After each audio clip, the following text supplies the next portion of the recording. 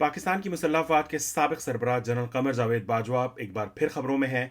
इस बार वो किसी इंकशाफ या किसी ख़बर की वजह से ख़बरों में नहीं है, बल्कि फ़्रांस के एक शहर में वो छुट्टियाँ मना रहे थे अपनी बेगम साहिबा के साथ। एक सीढ़ियों के ऊपर बैठे हुए हैं और उनको एक अफ़गान नेशनल जो है वो पश्तो ज़बान में हैकल कर रहा है, उनको गालियाँ दे रहा है और उनको मुग़ल्लज़ात जो है वो बोल रहा है। और ये वीडियो जो है वो सोशल मीडिया पे वायरल है। इंडियन न्यूज़ चैनल्स उसके ऊपर क्रेज़ी गए हुए हैं और एक कोहराम मचा हुआ है कि पता नहीं क्या हो गया।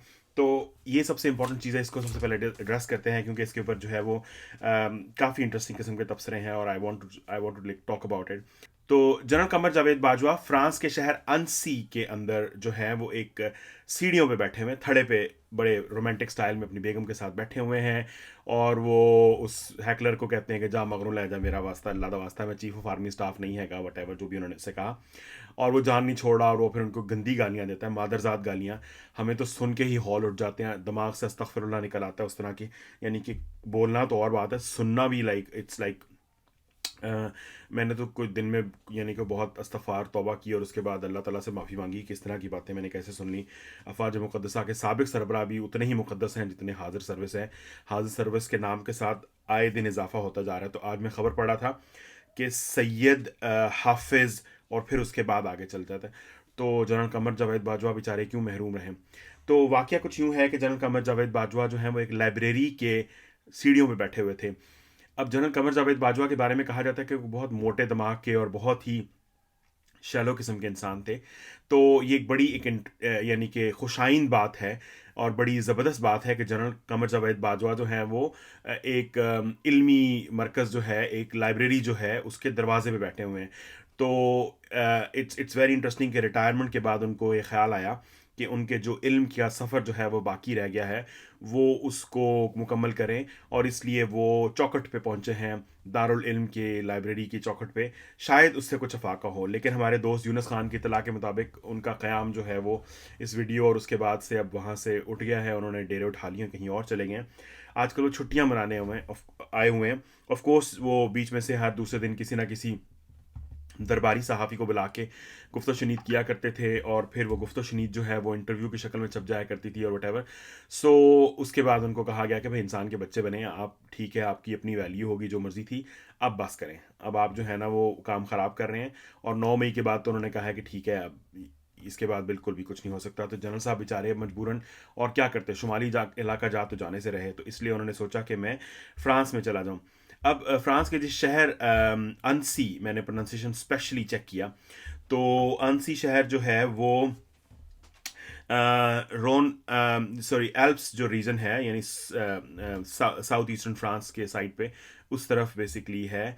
अब मसला है कि इनके प्रोनाउंसिएशन बड़े अजीबो गरीब से होते हैं। So I am going to get the accurate pronunciation of this region.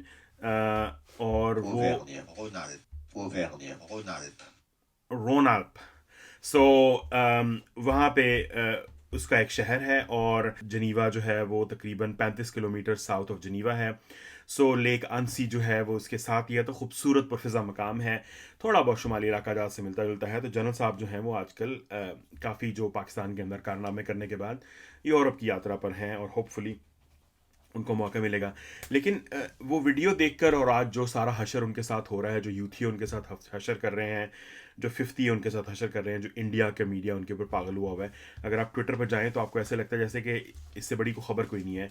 और लोगों ने उसके ऊपर बहुत सारे कमेंट्स किए हुए हैं। अगर आप जनरल कमर जावेद बाजवा के हिसाब से फ्रांस लिख के सर्च करें, फ्रांस के स्पेलिंग अगर गलत भी लिख दें तो फिर भी आ जाता है।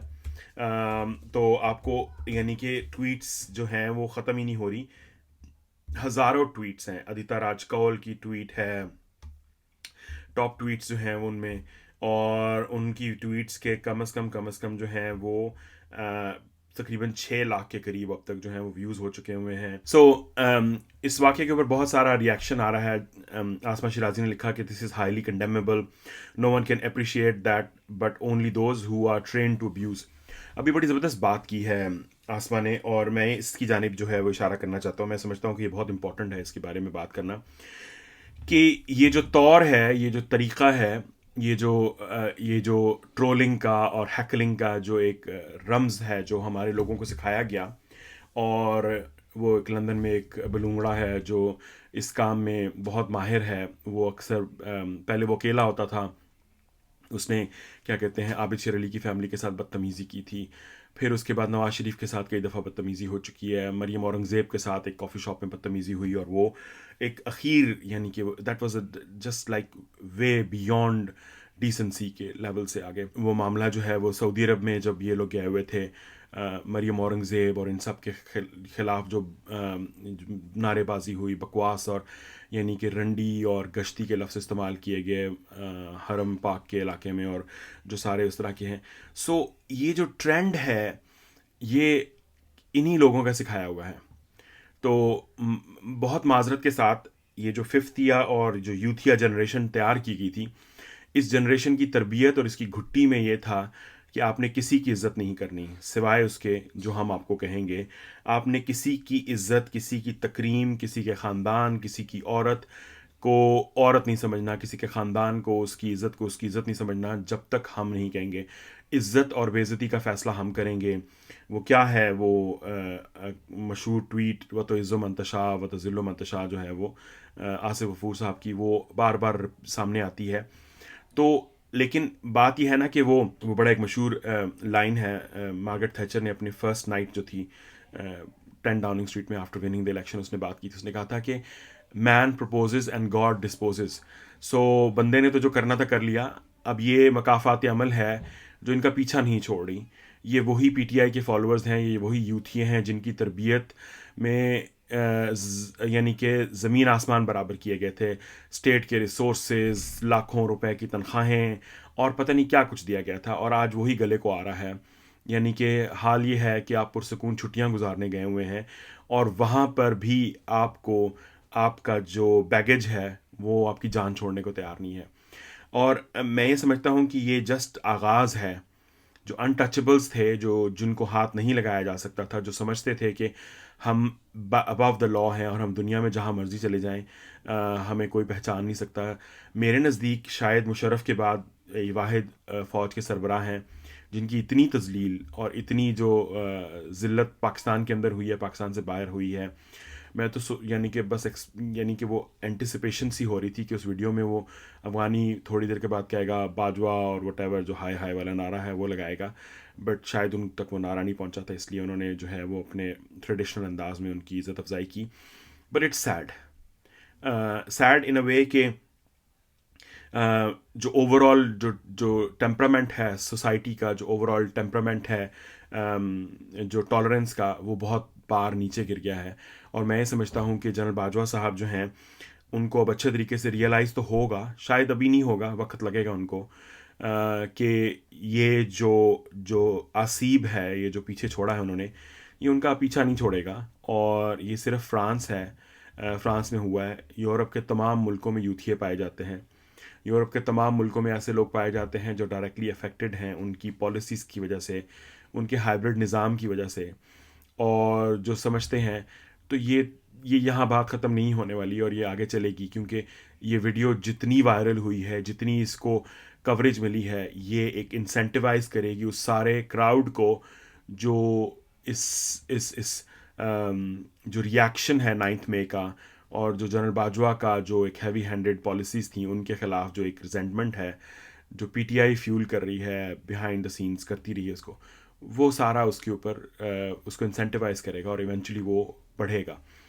तो I mean like I think कि मैं हमेशा से ये समझता था कि शायद सियासतदान ही सबसे ज़्यादा जो है वो यानी कि उनको गाली पड़ती है, और सियासतदानों की कुछ नहीं छोड़ा गया, उनको जेलें मिली, उनको जलील और रुसवा किया गया, उनकी बीवियों को, उनके बच्चों को और हर एक को। तो अब शायद it's catching up with those who have been doing getting away with that. और आज के दौर में जब मीडिया इतना ज़्यादा आगे चला गया, डिजिटल मीडिया जो हर एक की दस्तरस में है, I don't think it is possible to run away from that. So general साहब, आपके साथ अफसोस का इजहार कर सकते हैं, लेकिन लेकिन मैं ये समझता हूँ कि काश आप ये सब निज़ाम, हाइब्रिड निज़ाम और ये सारा करते वक्त सोचते कि आपके घर में भी बीवी है, आपके घर में भी बेटियां हैं, बहुएं हैं, आपके घर में भी बेटे हैं, आपके भी प्राइवेट लाइफ है, आपको भी हक़ है। तो सियासतदानों की भी बीवियां होती हैं, उनके भी बच्चे होते हैं, जर्नलिस्ट की भी बीवियां और बच्चे होते हैं, सबके जो है वो इज़्ज़त नफ्स होती है। तो काश ये सब कुछ आपने पहले सोचा होता।